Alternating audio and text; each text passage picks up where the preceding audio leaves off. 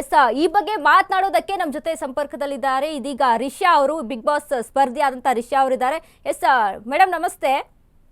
ನಮಸ್ತೆ. ನಮಸ್ತೆ ಮೇಡಮ್, ಈಗ ಎಲ್ಲೆಡೆ ಸಹಿತ ಗಿಲ್ಲಿನೇ ವಿನ್ನರ್ ಅನ್ನುವಂತ ಮಾತುಗಳು ಒಂದ್ ಕಡೆ ಕೇಳಿ ಬರ್ತಾ ಇದೆ. ಆದ್ರೆ ಈಗಿನ ಒಂದು ಬಿಗ್ ಬಾಸ್ ಸೀಸನ್ ಅಲ್ಲಿ ನೋಡಿದಾಗ ಅಲ್ಲಿ ಒಂದ್ ರೀತಿಯ ಸೈಡ್ ಲೈನ್ ಏನಾದ್ರೂ ಮಾಡ್ಲಾಗ್ತಾ ಇದೆಯಾ ಗಿಲ್ಲಿನ ಅಂತ? ಈಗ ನಾನು ನೋಡ್ತಾನೆ ಇದ್ದೀನಿ ಕಂಟಿನ್ಯೂಸ್ ಆಗಿ. ಗಿಲ್ಲಿ ಕಾಂಟ್ರಿಬ್ಯೂಷನ್ ತುಂಬಾನೇ ಇದೆ ಬಿಗ್ ಬಾಸ್ ಮನೆಗೆ, ಇಲ್ಲ ಅಂತಲ್ಲ. ಆಲ್ರೆಡಿ ಜನರು ಕೂಡ ಫಿಕ್ಸ್ ಆಗೋಗಿದ್ರು ಇನ್ನೇನ್ ಕಪ್ ಗೆದ್ಕೊಂಡ್ ಬಂದ್ಬಿಡ್ತಾನೆ ಗಿಲ್ಲಿ ಅಂತ. ಬಟ್ ಎಲ್ಲೋ ಈ ಸೀಸನಿನ ಚಪ್ಪಾಳೆ ಅಂತ ಕೊಟ್ಟಾಗ ನನ್ಗೂ ಯಾಕೋ ಬೇಜಾರಾಗಿದ್ದು ನಿಜ, ಖಂಡಿತವಾಗ್ಲು.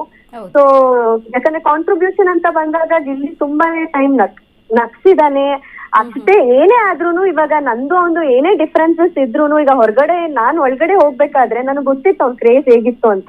ಒಳಗಡೆ ಆ ಸನ್ನಿವೇಶಕ್ಕೆ ನಾವ್ ಹಂಗೆಲ್ಲ ಆಗಿದೆ ಅನ್ನೋದು ಬಿಟ್ರೆ, ಪರ್ಸನಲಿ ಹೊರಗಡೆ ಬಂದು ನಾನ್ ಯಾಕೆ ಸಪೋರ್ಟ್ ಮಾಡ್ತಾ ಇದ್ದೀನಿ ಅಂದಾಗ that is not a easy. Like one man show ತರ ಸ್ಟಾರ್ಟಿಂಗ್ ಇಂದಾನು ಲಾಸ್ಟ್ ವರ್ಗೂನು ಲಿಸ್ಟ್ ಮಾಡಿದಾನೆ ಶೋನ. ಸೊ ಈಗೆಲ್ಲೋ ಲಾಸ್ಟ್ ಇನ್ನೊಂದು 4-5 ದಿನಗಳಿದ್ದಾಗ ಎಲ್ಲೋ ಮೋಸ ಆಗ್ಬೋದಾ ಗಿಲ್ಲಿಗೆ ಅನ್ನೋದು ನನಗೂ ಫೀಲ್ ಆಗ್ತಾ ಇದೆ. ಬಟ್ ಡಿಪೆಂಡ್ಸ್, ಎಲ್ಲಾರು ಚೆನ್ನಾಗಿ ಆಡ್ತಾ ಇದಾರೆ. ನನಗೆ ಅದ್ರ ಬಗ್ಗೆ ಇವಾಗ ಏನ್ ಹೇಳಿ ಅಂತಾನೆ ನನ್ಗೆ, ಬಟ್ ಓಪನ್ ಆಗಿ ಹೇಳಿದ್ದೆ ಮಾಡ್ಬೋದೇನೋ ಅಂತ ಹೇಳಿ. ಯಾಕೋ ಅದು ನಿಜ ಆಗ್ತಾ ಇದೆಯಾ ಅಂತ ನನಗೂ ಶಾಕಿಂಗ್ ಆಗ್ತಾ ಇದೆ. ಸೊ ಇವಾಗ ಅವನಿಗೆ ತಪ್ಪು ಸಿಗುತ್ತಾ ಇಲ್ವಾ ಅನ್ನೋದೇ ಈಗ ಶಾಕಿಂಗ್ ನ್ಯೂಸ್ ಆಗ್ಬಿಟ್ಟಿದೆ.